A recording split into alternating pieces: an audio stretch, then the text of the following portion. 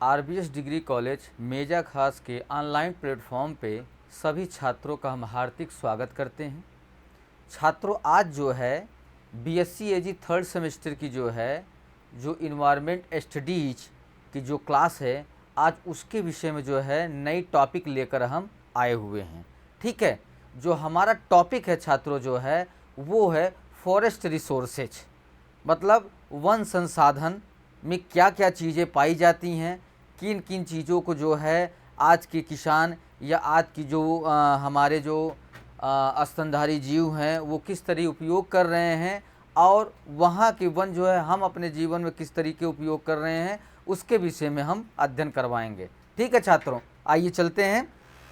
जो हमारा टॉपिक है जो है वो फॉरेस्ट रिसोर्सेज, वन संसाधन जो है। ठीक है, वन संसाधन जो है ये प्रकृति में वह क्षेत्र जहाँ पेड़ पौधे वनस्पति इत्यादि का सघन आवरण पाया जाता है, उसे वन संसाधन कहा जाता है। मतलब कहने का अर्थ ये है छात्रों कि जो हमारे प्राकृतिक जो संसाधन हैं, जो क्या कहते हैं एक प्राकृतिक तरीके से बने हुए हैं, उनके और पेड़ पौधों के जो सघन आवरण होते हैं, उसके आवरण को ही वन संसाधन कहा जाता है। ठीक है छात्रों, आगे चलते हैं। भारत में वैज्ञानिक अध्ययन के अनुसार जंगल कुल भूमि क्षेत्र का लगभग 23% भाग है। जंगल एक प्राकृतिक आत्मनिर्भर समुदाय है जो वृक्ष की उपस्थिति द्वारा बनाई गई संरचना की विशेषता है। वृक्ष आमतौर पर एकल तने लकड़ी के पौधे होते हैं और कई अलग अलग क्षेत्रों में वन कई प्रकार की स्थितियों में मौजूद हो सकते हैं, जिनके भीतर वन समुदाय मौजूद रहते हैं। ऐसे कारकों में वर्षा हो गया, अग्नि हो गया, वायु हो गया, हिमनदी हो गया, भूकंपी हो गया, गदविध हो गया, बाढ़ हो गया, पशु हो गए, गदविध हो गया, इंसुलेशन आदि शामिल हो सकते हैं। मतलब कहने का अर्थ ये है छात्रों जो है कि जो हमारा वन संसाधन है उसमें जो है कई चीज़ों का समावेश हो सकता है, जो कि केवल वनों के कारण ही ये चीज़ें संभव हो सकती हैं। वो हमने आपको बतलाया जो है कि जो हमारा इंसुलिन है, और उसके बाद वर्षा हो गया, और क्या कहते हैं वायु हो गया, हिमनदी हो गया, भूकंपी चीज़ें हो गया, ये सारी चीज़ें जो है केवल वन संसाधनों के द्वारा ही संभव हैं। ठीक है छात्रों, आगे चलते हैं। लगभग 25% भाग वनों के द्वारा ढका था।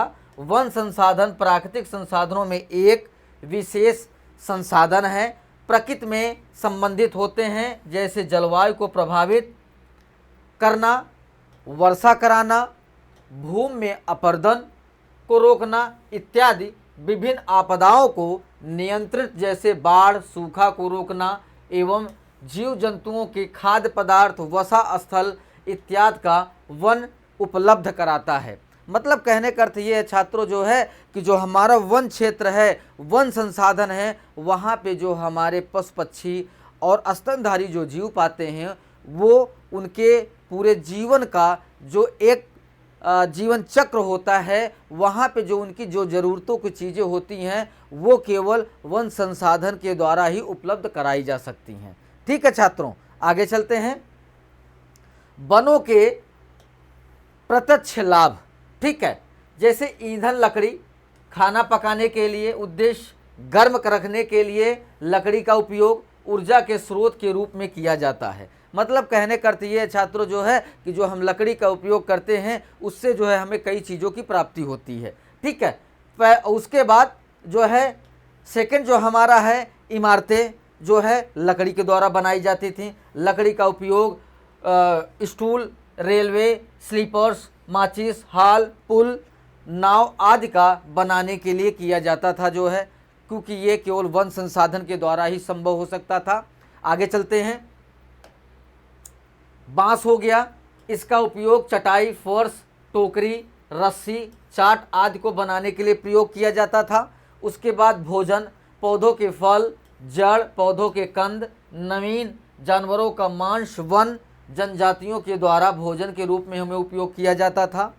फिर आश्रय जो है जंगलों द्वारा शैवाल हो गया, फर्न हो गया, कीड़े हो गए, पक्षी हो गया, सरीसृप हो गया, स्तनधारी सूक्ष्म जीवों का आश्रय प्रदान किया जाता था। मतलब कहने का अर्थ ये है छात्रों जो है कि जो हमारे वन संसाधन थे उसमें जो है हमें आश्रय जो है वन संसाधन के द्वारा मिला, भोजन भी हमें वन संसाधन के द्वारा मिला, बांस भी हमें वन संसाधन के मिला, उसके बाद इमारत बनाने के लिए वन संसाधन के द्वारा मिला। मतलब जो भी चीज़ें हमें अपने जीवन में यूटिलाइज किया जा रहा है या उपयोग किया जा रहा है वो केवल वन संसाधनों के द्वारा ही संभव हो सकते हैं।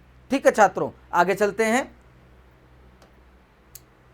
उसमें उसके आगे जो है कागज हो गया, जिसके द्वारा जो है स्टेशनरी की जो भी चीज़ें होती हैं, पैकेजिंग पेपर हो गया, स्टेशनरी पेपर हो गया, आदि जो है गत्ते बनाने में जो है ये सारी चीज़ें जो है कागज़ के द्वारा होता है, वो भी लकड़ी और बांस के द्वारा इन सब चीज़ों को बनाने के लिए संभव हो सकता है, जो कि वन संसाधन के द्वारा ही ये संभव हो सकता है। ठीक है, आगे जो है रेयान, बांस और लकड़ी का उपयोग रेयान, आर्न, कृत्रिम रेशम, फाइबर आदि के निर्माण में किया जाता है।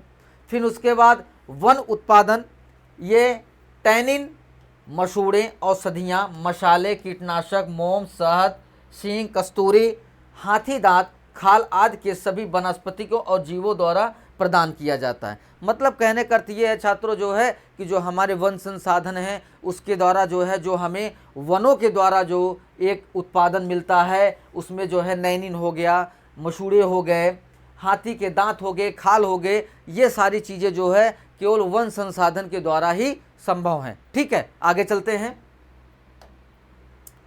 वनों से अप्रत्यक्ष लाभ, जैसे मिट्टी का संरक्षण, जब विभिन्न पौधों के जड़ों को मिट्टी से बांधकर मिट्टी के कटाव को रोकते हैं तथा हवा और बारिश के वेग को कम करते हैं, जो मृदा के कटाव के मुख्य कारण बनते हैं, जो कि वन संसाधन के द्वारा ही संभव है छात्रों जो है। ठीक है, आगे जो है मृदा सुधार, वनों में कूड़े के क्षय के बनाने वाले ह्यूमस के साथ कारण मिट्टी की उर्वरता बढ़ती है। मतलब कहने का अर्थ ये है जो वनों के द्वारा जो है जो उनके ऊपर के सरफेस में जो पत्तियां गिरती हैं, सड़े गड़े अवशेष जो गिरते हैं, वो अपघटित होने के बाद जो है वो मृदा की जो है क्या कहते हैं ह्यूमस को सुधारते हैं। ठीक है, जो अप्रत्यक्ष लाभे हैं जो है वन और संसाधन के द्वारा जो है। ठीक है, आगे चलते हैं। वायुमंडलीय प्रदूषण में कमी, मतलब जो हमारे वायुमंडल में जो है प्रदूषण को कम करता है वो भी वन संसाधन के द्वारा ही संभव हो सकता है। वो हम बता रहे हैं आपको।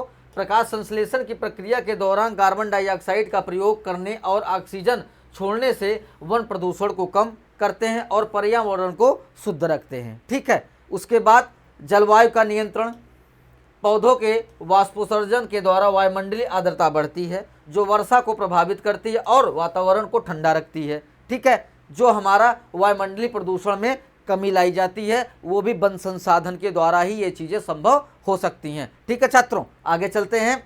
जल प्रवाह का नियंत्रण, जंगलों में ह्यूमस की मोटी परत एक बड़े स्पंज की तरह काम करती है और बारिश के पानी को रनवे के पार रोकती है, जिससे फ्लड के रोकथाम होती है और ह्यूमस पानी के त्वरित वाष्पीकरण को रोकती है, जिससे धाराओं, स्प्रिंग्स, कुओं को पानी की बाहरी मासी आपूर्ति को सुनिश्चित करती है। ठीक है छात्रों, मतलब ये सारी चीज़ें जो है ये वन संसाधन के द्वारा ही हमें सारी चीज़ें उपलब्ध हो सकती हैं। ठीक है, आगे चलते हैं। वन संसाधन के विनाश के कारण, ठीक है, जिसे हम डिफॉरेस्टेशन कहते हैं। वन अत्यंत महत्वपूर्ण और प्राकृतिक संसाधन है। मानव विभिन्न संसाधनों के लिए वन संसाधनों पर आश्रित होते हैं। लगातार बढ़ती हुई जनसंख्या की आवश्यकताओं की पूर्ति हेतु मनुष्य इनका अतिदोहन कर रहा है, जिसके कारण आज बहुत सी गंभीर समस्याओं को उत्पन्न हो रही हैं, जिसका समस्त प्राकृतिक विपरीत प्रभाव होता है। समस्याएं वन विनाश के कारण उत्पन्न होती हैं। मतलब कहने का अर्थ ये है छात्रों जो है कि जो हमारा वन संसाधन है उसके द्वारा जो है जो हमारे वनों की कटाई हो रही है, उसके द्वारा जब ऊपर की जो परत है वनों से आच्छादित जो रहती थी वो हटती जा रही है, उसको कटने बाद जो है उसे क्या कहते हैं साफ किया जा रहा है, जिससे हमारी जो है क्या कहते हैं कई बीमारियों को जन्म हो रहा है और ये जो समस्याएं हो रही हैं वो केवल वनों के कटाई के कारण हो रही हैं। ठीक है छात्रों, जिससे हमारा वायुमंडल जो है दूषित हो रहा है और हमारे जो जीवमंडल की जो भी स्तनधारी और सूक्ष्म माइक्रो जो जीव जंतु हैं वो इससे प्रभावित हो रहे हैं। ठीक है छात्रों, आगे चलते हैं। वन विनाश के कारण पहला, कीटों का हमला, जनसंख्या में वृद्धि, वृक्षों के अंधाधुंध कटाई, वनों में आग लगना, बांध का निर्माण, वन भूमि का कृषि भूमि में परिवर्तन, वनों के क्षेत्रफल में कमी, पर्यावरण संतुलन में कमी, वनों का चारागाहों में परिवर्तन। मतलब कहने का अर्थ ये है छात्रों जो है कि जो हमारे वनों की कटाई की वजह जो स्थितियां पैदा हो रही हैं वो हमारे ये सब पॉइंटें हैं, जिसके द्वारा जो है हमारा जो वायुमंडल है वो दूषित होता जा रहा है। ये वन संसाधनों को अगर जो है कटिंग न किया जाए, कटाई न किया जाए तो ये परिणाम हमें भोगना नहीं पड़ेगा। ठीक है, आगे चलते हैं। अतिचारण मतलब जो मवेशियों के द्वारा जो है हम वहाँ की जो घास फूस है उसे ज़्यादातर जो है चराई कर देते हैं, जिसके कारण जो है हमें कई चीज़ों का सामना करना पड़ता है, कई समस्याओं का सामना करना पड़ता है। ठीक है छात्रों, आगे चलते हैं। जैसे मवेशियों द्वारा अतिवृष्टि के दौरान जंगल की मिट्टी को रौंदने से चार प्रभाव पड़ते हैं, जैसे कि मिट्टी के छिद्र, मिट्टी के कटाव और पहले के उपजाऊ वन क्षेत्र का मरुस्थलीकरण में परिवर्तन। ठीक है छात्रों, जैसे अगर वहाँ पे मवेशियों के द्वारा जब अति चराई कर दी जाती है तो हमारा जो मिट्टी का छिद्र है, मिट्टी का कटाव है और उपजाऊ जो वन है क्षेत्र वो मरुस्थली चीज़ों में परिवर्तित होते जा रहे हैं। ठीक है, आगे चलते हैं। विभिन्न प्रकार के वन्य कीट पादपों का भक्षण कर पत्तियों को नुकसान पहुंचाकर तथा कई प्रकार के रोग उत्पन्न करके वनों को नष्ट कर देते हैं। मतलब कहने का अर्थ ये है छात्रों कि जो हमारे वन्य कीट हैं वो कई चीज़ों का भक्षक करके जो है हमारी जो क्या कहते हैं वनस्पतियों को उन्हें नष्ट कर दिया जा रहा है, जिससे कई प्रकार के रोगों की उत्पत्ति हो रही है। ठीक है, आगे चलते हैं। बाढ़, तूफान, बिजली, बर्फबारी प्राकृतिक बल कहलाते हैं। यह बल जंगलों के नुकसान पहुंचाने से उत्पन्न होती है। ठीक है छात्रों, जैसे जो हमारा वन संसाधन है, जो भी बाढ़ आती हैं वनों के कटाई के कारण जो है कई वेग को रोका नहीं जा सकता है, जिससे बाढ़, तूफान, बिजली का गिरना, बर्फबारी होना ये प्राकृतिक जो है दुर्घटनाएं हैं, इसे हम रोक नहीं सकते हैं। अगर नियंत्रित किया जा सकता है तो केवल वनली फार जो है वनों की कटाई न की जाए और वृक्षारोपण ज़्यादा से ज़्यादा किया जाए। ठीक है, आगे चलते हैं। जंगल में आग प्राकृतिक आपदाओं और मानवीय गतिविधियों के कारण लगती है, जैसे कार्बनिक पदार्थों के सुलगने से वन तल एक मोटा आवरण बनता है। ठीक है, जंगल में अगर आग जो है लग जाती है तो जो उससे जो हमारे प्राकृतिक जो जीव हैं, प्राकृतिक जो वनस्पतियां हैं वो जो है ख़त्म होती जाती हैं, जिससे आगे चल के कई बीमारियों का सामना करना पड़ता है। ठीक है छात्रों, आगे चलते हैं। जनाव आदि के निर्माण के लिए बड़े बड़े वन क्षेत्रों का विनाश करना पड़ता है, जिससे प्राकृतिक वन आपदा का विनाश होता है तथा प्राकृतिक का संतुलन बिगड़ता है। ठीक है, लगातार आबादी बढ़ने के कारण विभिन्न समस्याओं की उत्पन्न हो रही हैं, जिनका समाधान होना मुश्किल है। ठीक है, आगे जो है उपयोग अति दोहन, यूज एंड ओवर एक्सप्लॉयटेशन। ठीक है, जैसा पहला हमारा है जो हम अपने घरेलू चीज़ों में यूज करते हैं, जो कि वन संसाधन के द्वारा ही ये चीज़ें पूर्ण की जाती हैं या पूर्ति होती हैं, वो हम आपको बतला रहे हैं। घरेलू सामग्री की पूर्ति की समस्या, व्यापारिक उद्देश्य की पूर्ति का संबंधी समस्या, कृषि भूमि में तैयार करना, अतिचारण, जंगलों में लगने वाली आग, वनों का चारागाह में परिवर्तन, बहुउद्देशीय नदी की घाटी का परियोजनाओं में बांध का निर्माण, स्थानांतरित कृषि, ये सारी चीज़ें जो है हमारे उपयोग और अतिदोहन में सबसे ज़्यादा प्रभाव डाल रही हैं। ठीक है, आगे वनों से होने वाले प्रत्यक्ष लाभ। ठीक है, जो हमारा डायरेक्ट बेनिफिट है वन संसाधन के द्वारा वो हम आपको बतला रहे हैं छात्रों। जो हमारा पहला है जलाऊ लकड़ी, घरों में लकड़ियों का प्रयोग गर्मी लेने और भोजन पकाने के लिए किया जाता है।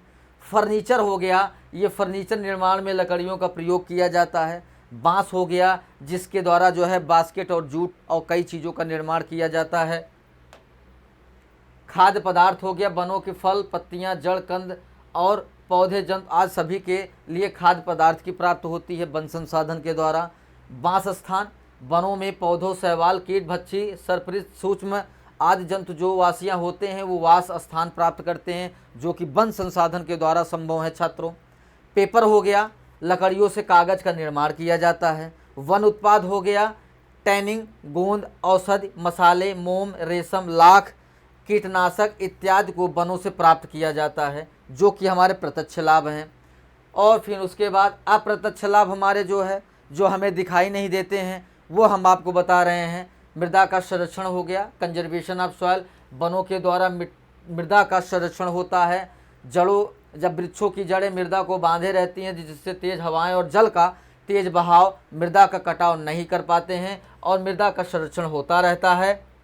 फिर उसके बाद मृदा सुधार, जो कि जिसके द्वारा जो हमारे वन संसाधन की जो क्या कहते हैं पत्तियां, अवशेष जो ज़मीन पे गिरते हैं, उसके द्वारा मृदा का सुधार होता है। ठीक है। वातावरणीय प्रदूषण को कम करता, मतलब कहने का अर्थ ये है कि अगर वन संसाधन या वृक्षारोपण अच्छे तरीके से हुआ है तो हमारा जो वायुमंडल है, जो हमारा वातावरणीय प्रदूषण है, उसे हम कम किया जा सकता है। ठीक है।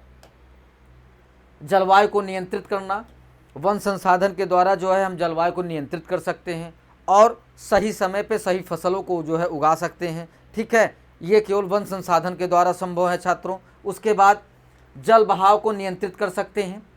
अगर हम वृक्षों को जो है वृक्षारोपण करते हैं तो वहाँ की जो मिट्टी है वो जो है कई जड़ों के रूप में जो है संघनित होकर जो है जुड़ी रहती है, जिससे जो है हमारा जो है जल बहाव जो है नियंत्रित किया जा सकता है।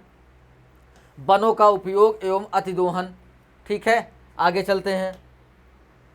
अतिचरण, ओराजाइजेशन, पशुओं के लगातार चरण प्रक्रिया के कारण वनों का क्षय हो रहा है। ऐसे क्षेत्रों में जहाँ पर अतिचरण प्रक्रिया होती है वहाँ वनों का तैयार होना असंभव हो जाता है, क्योंकि वनस्पतियाँ प्रारंभिक अवस्था में ही समाप्त हो जाती हैं और कुछ विकासशील एवं अविकसित देशों में दुधारू पशु विरल तथा खुले वनों में भूमि पर उगाने वाली झाड़ियों, घासों तथा शाकी पौधों को चाट कर जाती हैं, मतलब खा लेती हैं और अपने खुरों से भूमि को गूंद देती हैं। और वनों के अति के कारण पशुपालन व्यवसाय में भी अत्यधिक जिम्मेदारी है।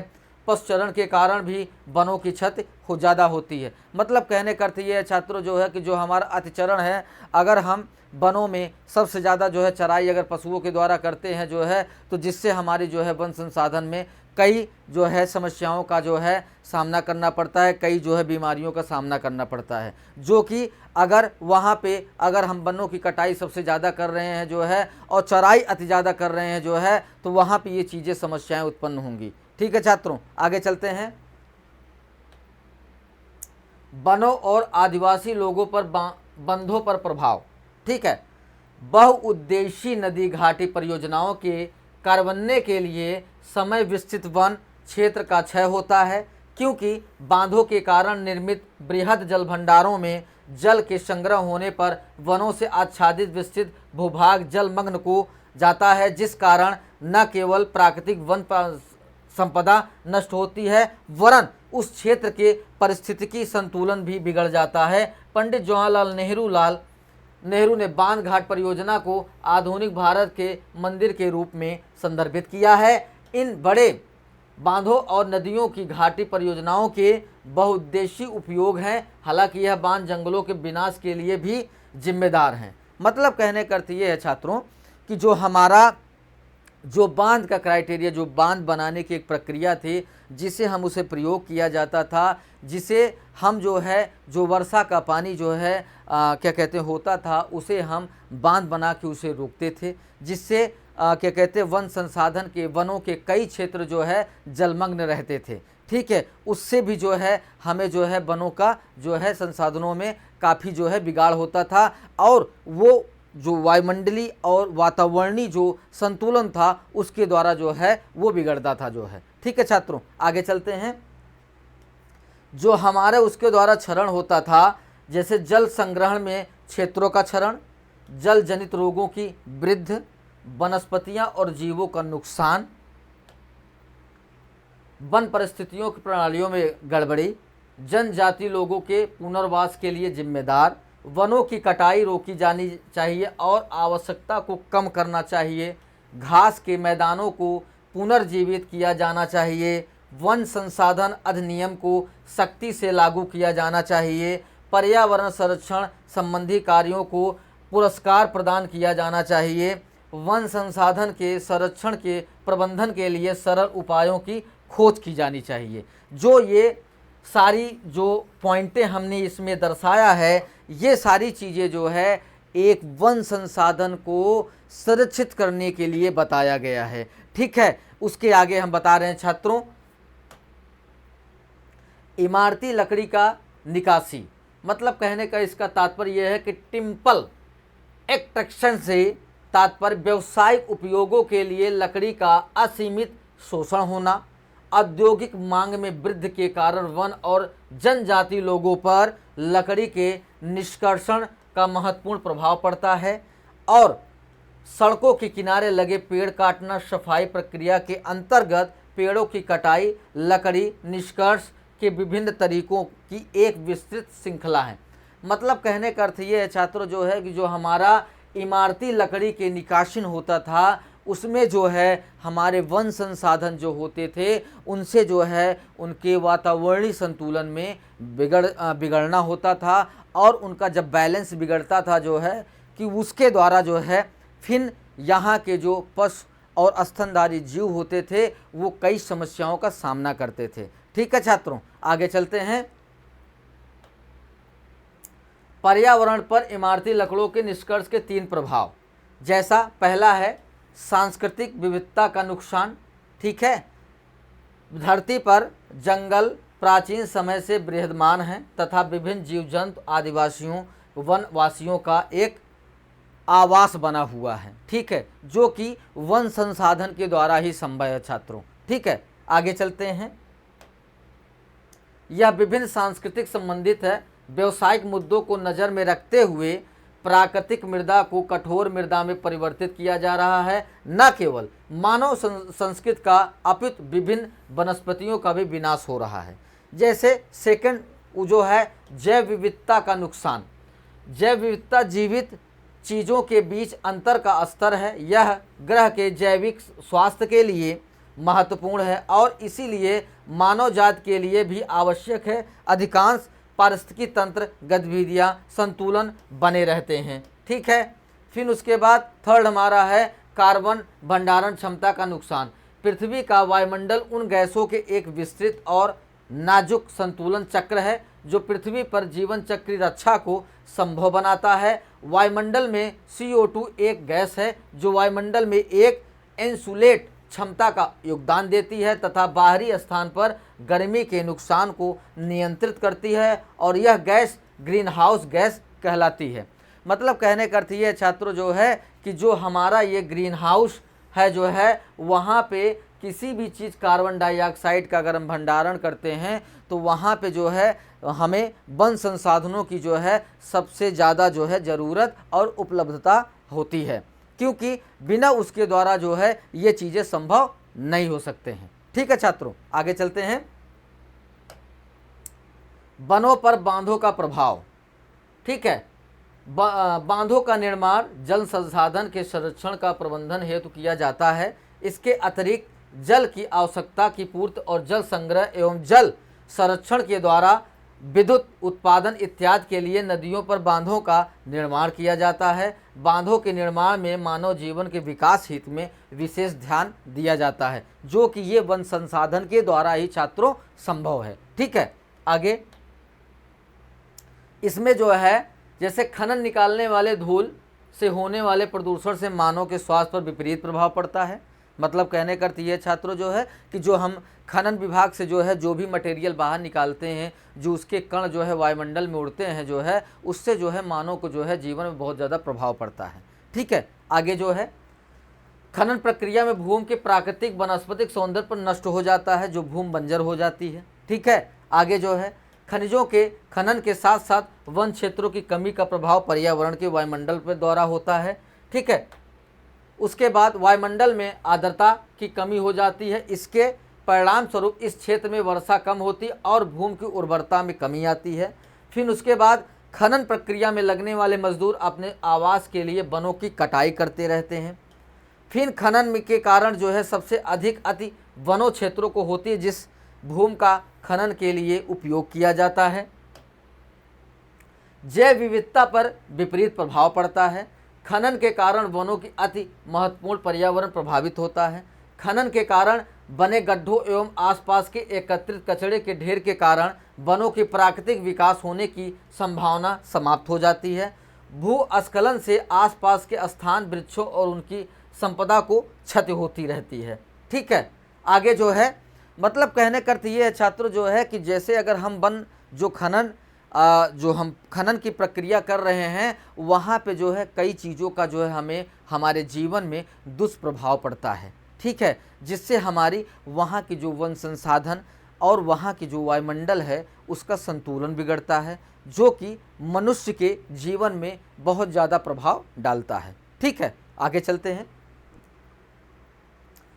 वन उन्मूलन के प्रभाव, इफेक्ट ऑफ डिफॉरेस्टेशन। ठीक है, वनों के उन्मूलन के कारण वर्षा में कमी हो जाती है। इस कारण से अकाल की स्थिति निर्मित होती है। कृषि भूमि एवं फसलों सूखा जाता है। भोजन की कमी हो जाती है जिससे भूखमरी की स्थिति निर्मित हो जाती है। ठीक है, मतलब कहने का अर्थ ये है छात्रों जो है कि अगर वनों का उन्मूलन अगर न किया जाए तो वहाँ पे क्या कहते हैं अकाल की स्थिति आ जाएगी और फसलों में सूखा आने की प्रक्रिया हो जाएगी और लोग भूखे रह जाएंगे। ठीक है, ये सारी जो प्रक्रियाएं हैं ये वनों के उन्मूलन न करने की वजह से ये समस्याएं उत्पन्न होंगी। ठीक है छात्रों, आगे चलते हैं।